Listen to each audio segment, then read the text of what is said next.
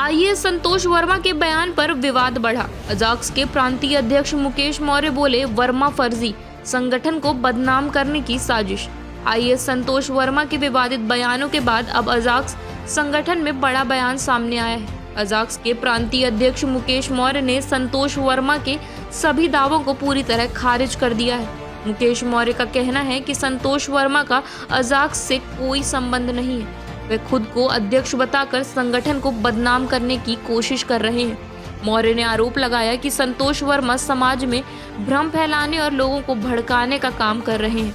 उन्होंने विधि अनुसार खुद को प्रांताध्यक्ष बताते हुए एक आदेश की कॉपी भी मीडिया के सामने रखी, जिसमें 9 नंबर पर उनका नाम प्रांताध्यक्ष के रूप में दर्ज है। यही नहीं बल्कि मुकेश मौर्य ने अजाक्स के पूर्व प्रांतीय अध्यक्ष जेएन कंसोटिया और एसएल सूर्यवंशी को पत्र लिखकर भोपाल स्थित अजाक्स कार्यालय की संपत्ति संगठन की कार्यकारिणी को सौंपने का निर्देश दिया है। साथ ही अजाक्स के खाते से निकाले गए 65 लाख रुपए को वापस जमा करने का अल्टीमेटम भी दिया है। पत्र में साफ लिखा है कि 7 दिनों के भीतर कार्रवाई न होने पर संगठन विधिवत कानूनी कदम उठाएगा। देखिए, संतोष वर्मा अपने आप को अगर स्वयंभू प्रांत अध्यक्ष मान के कोई भी वक्तव्य जारी करते हैं, इससे हमारा किसी प्रकार का कोई लेना देना नहीं है।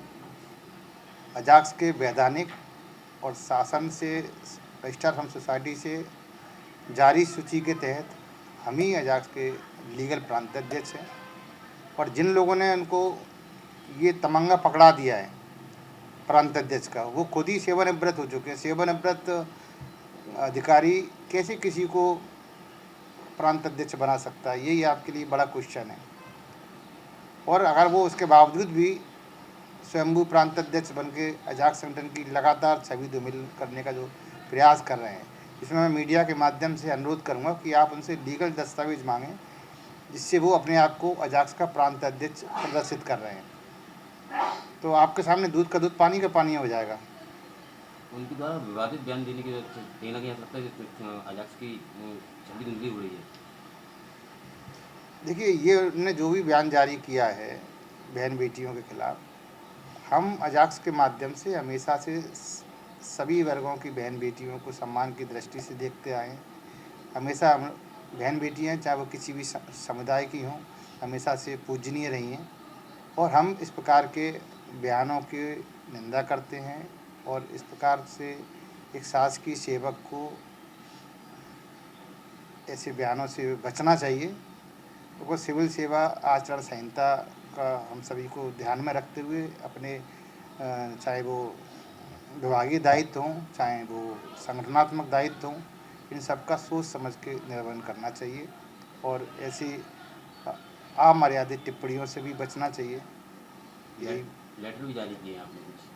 हाँ, अभी हमने कल एक श्रीमान अपर मुख्य सचिव सामान्य प्रशासन विभाग भोपाल, जिला कलेक्टर भोपाल, पुलिस आयुक्त भोपाल को हमने एक पत्र लिखकर अनुरोध किया है कि 7 दिवस बाद अगर श्री जेएन कंसोटिया जी और श्री एसएल सूर्यवंशी जी अगर हमें अजाक्स का कार्यालय का आधिपत्य नहीं सौंपते हैं, तो आप हमारा उसमें पुलिस प्रशासन के माध्यम से सहयोग प्रदान करें, जिससे कि शांतिपूर्ण वातावरण में अजाक्स के दायित्वों का हस्तांतरण हो सके। आपके पास ऐसी कौन सी डॉक्यूमेंट इसमें आपको अध्यक्ष बताया गया? रजिस्ट्रार फर्म सोसाइटी से जो विधानसभा में अभी जो सूची जारी की गई है, इसमें सारे मध्य प्रदेश से अधिकृत प्रांत अध्यक्षों की सूची है। उसमें स्पष्ट रूप से अजाक्स प्रांत अध्यक्ष का भी उल्लेख है, जिसका आप अवलोकन कर सकते हैं। आप क्या कार्रवाई करेंगे जो वर्मा के खिलाफ एक्शन?